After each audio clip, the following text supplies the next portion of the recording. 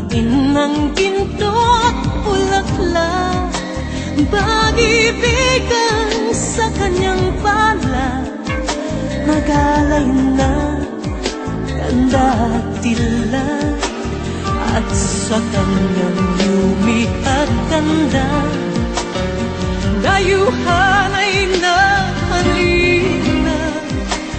Bayan ko, pinihag ka, nasadlak sa dusa.